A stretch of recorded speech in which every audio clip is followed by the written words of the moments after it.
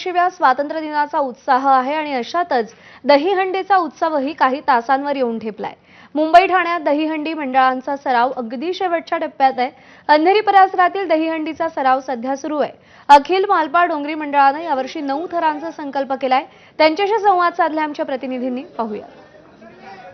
मी आता आहे अंधेरी पूर्वच्या मालपाड डोंगरी नंबर 1, 2, 3 या अखिल गोविंदा पथकाच्या ग्राउंड मैदानावर, म्हणजे ग्राउंड लेवलवर आपण ही सगळी जी परिस्थिती आहे, म्हणजे कशा पद्धतीने हे मानवी मनोरे रचतात त्यांच्या प्रशिक्षकांकडून जाणून घेणार आहोत आणि या गोविंदा पथकाकडून जाणून घेणार आहोत। या गोविंदा पथकाचे प्रशिक्षक आपल्या सोबत सध्या आहेत।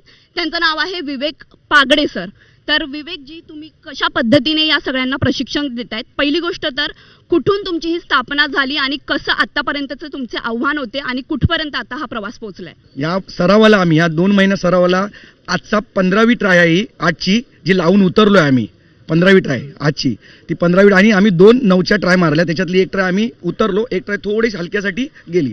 पण एनिवे, पण यावर्षी आमचा मानस सगळ्या मुलांची इच्छा आहे, स्वप्नपूर्ती आहे, ते दहीहंडीच्या दिवशी आम्हाला पूर्ण करायचं आहे। इथे तर झालेच आहे मैदानात, पण आम्हाला दहीहंडीच्या दिवशी 9 लावून पूर्णपणे विदाऊट 0% इंजुरी करायचे, हा माझा मानस आहे। ते कॅप्टनचा रोल असतो की त्यांची जी कामगिरी असते ती व्यवस्थित इथे पार पाडली पाहिजे। त्यानुसार आम्ही थराची रचना करतो आणि ह्या वेळेला आम्ही सक्सेसफुली 9 थर चढून उतरण्याचा आमचा मानस आहे आणि तो आम्ही नक्की पूर्ण करणार। मी असतो आता 6व्या थरावर आणि मला खूप मोठं म्हणजे वरती बोलवलं की माझ्यावर हा आणि छोटा, मी चौबल एका उचलतो बस। जाता जाता एकच सांगेल, ही जिद्द, ही चिकाटी सोबत घेऊन खांद्याला खांदा लावून हे जे तरुण गोविंदा पथक आहेत, बाल गोविंदा पथक आहेत, ते पुढच्या म्हणजे 16 तारखेला दहीहंडीत उत्सवात सहभाग घेणार आहेत आणि 9 थरांचा मानस जो आहे त्यांचा तो पूर्ण करणार आहे। त्यासाठी तुम्हा सगळ्या गोविंदा पथकांना खूप खूप शुभेच्छा आणि एबीपी माझाचा सलाम।